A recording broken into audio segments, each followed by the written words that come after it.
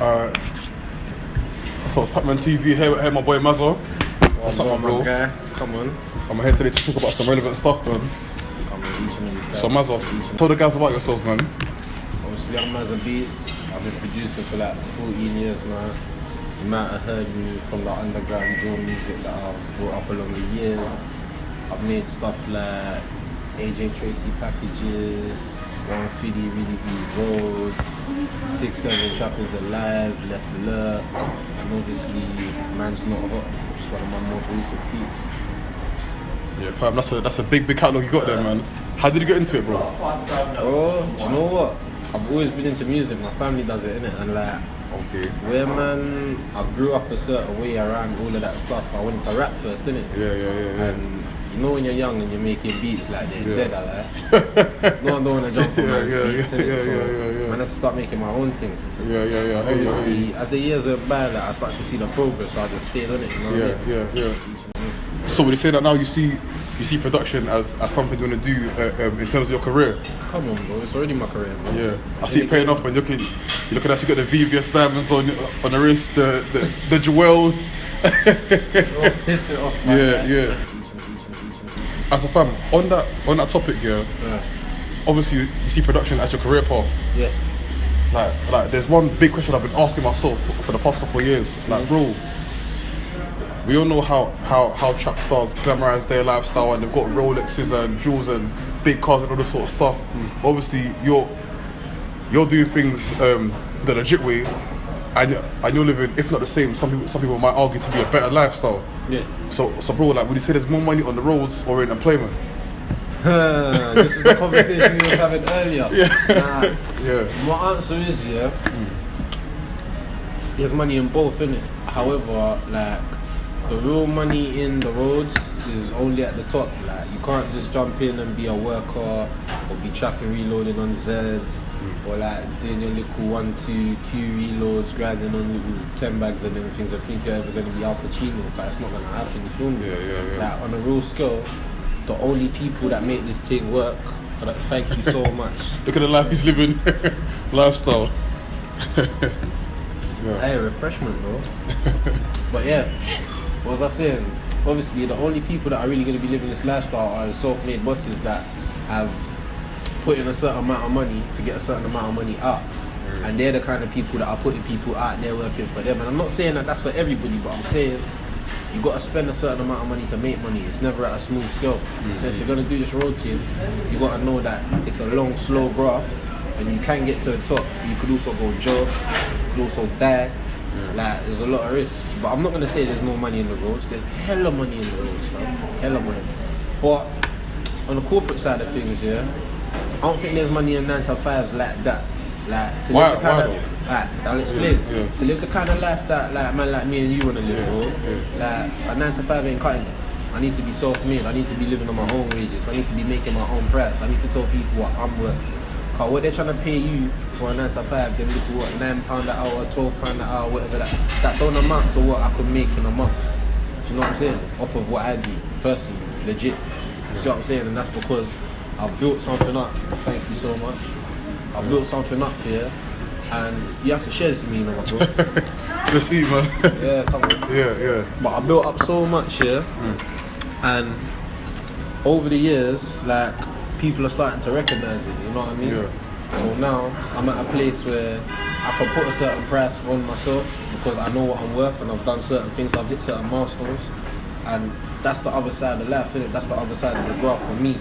I would never go down a 9-to-5 road. I would never go and work for a man and let a man tell me do this, do that, otherwise you're fired. Are you mad? I'd rather just be my own boss and never have to get fired. Wake up when I want, start sessions when I want, make beats when I want, and know that I can still do what I need to do because I am the source. You know what I mean? I'm where the talent comes from. I'm what people want to hear at the end of the day. And if you think about it like that, you can really control your own success. Yeah. So fam, in that case, obviously we've seen some recent statistics. On the news yesterday, they said that murder statistics in London right now are higher than in New York. And bro, New York's a massive place. You know what I mean? And obviously, when we talk about crime, murder statistics, robberies, all this sort of stuff, people say that the the reason for it is because people are trying to gain money. Would you agree with that? Why do you think crime bro. I keep it real with you, yeah. I believe the reason why things are happening the way they're happening right now, yeah, is because everything's become more accessible, yeah. The internet's just gone crazy over the past 4 or 5 years. Yeah. The dark web is accessible. There's kids, 15-year-olds that know about the dark web. Yeah. They're getting things that they shouldn't be able to get hold of at a young age, and they don't know what they're doing with them. They don't have the responsibility. Yeah. That if a big grown man who's running his thing, who's doing whatever he's doing on the roads, can get hold of something like that, he's gonna use it with responsibility because he's been through some shit. Yeah, of course. These youths, they ain't been through nothing. They're just looking for clout. They're looking for respect. They're looking for some way to get noticed. Yeah. So when they get their hands on things like dangerous items, substances, etc., etc., I don't want to go too deep because obviously it's on camera, like, you feel me? But like they lose themselves in it. You know what I mean? And it's always too little, too late. And then people learn the hard way. People have to die. People have to pass away. People have to go through some life-changing shit. And then they see that it's not really real. Do you know what I'm saying?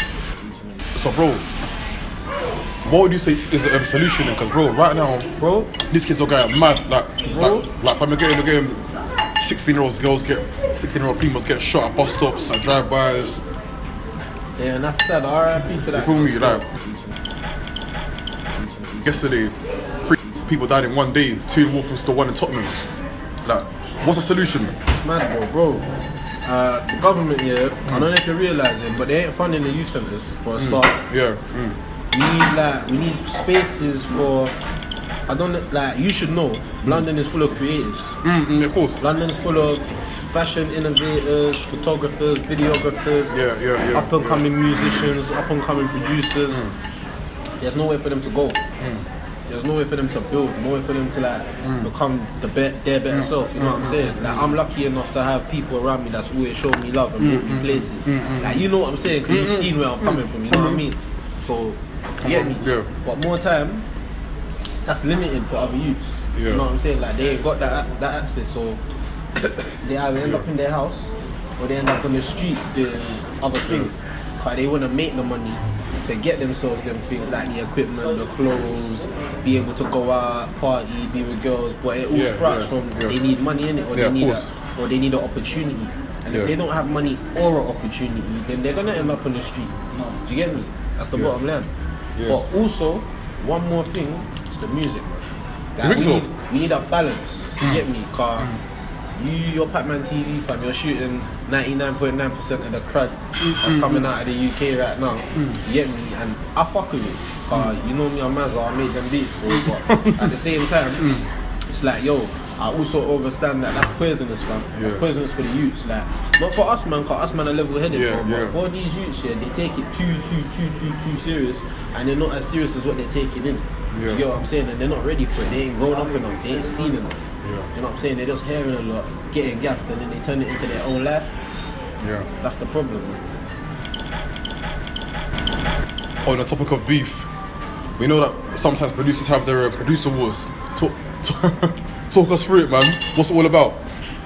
I ain't involved, bro. Oh no. Like, obviously, when I started doing this, like, this competition between producers, I was on this thing of, yo, I'm Mazza, and at the time, like, there's a lot of people who vouch, and there's haters around that will say what they want to say. But me, Quiet Pat, Pinero,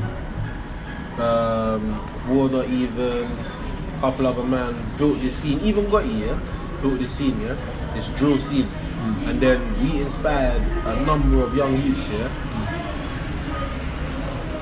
There was this thing called War Report, and it goes on periodically throughout the year, like once a year or maybe twice a year. Everybody was sent for each other. Friendly rivalry, friendly competition, you know what I'm saying? Just to build up buzz. And somehow I always used to do really well. Always. So then this year, I decided, yo, I'm not even getting involved like that. You dealing with them too, One inch, my bro, come up with him. Come on.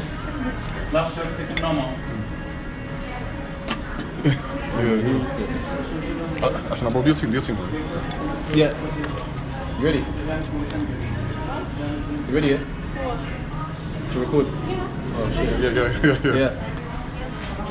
So, Obviously, you know my nigga Monroe. I'm just gonna have to wait. Yeah, my nigga Monroe, obviously, like I brought him a long way around with me. He's one of my close guys, isn't it? Yeah. So he started this thing called Showdown Series, and a lot of these young youths, he's trying to get them really involved here, but they're taking it too far, and they're starting to get this road and this music misconstrued, and like have proper little personal issues with each other, and like talk over beats, insulting each other, and I just find it mad. Bro, they're talking now. You get me, fam? No way. Like, man's not about that, innit? Like, not on all this talking over beats and all that stuff, fam. Like, if I got a real problem with someone, like, you can just meet me, innit? Do you know what I mean? Like, I don't. It's not that deep. Yeah. It's long. It's not that deep.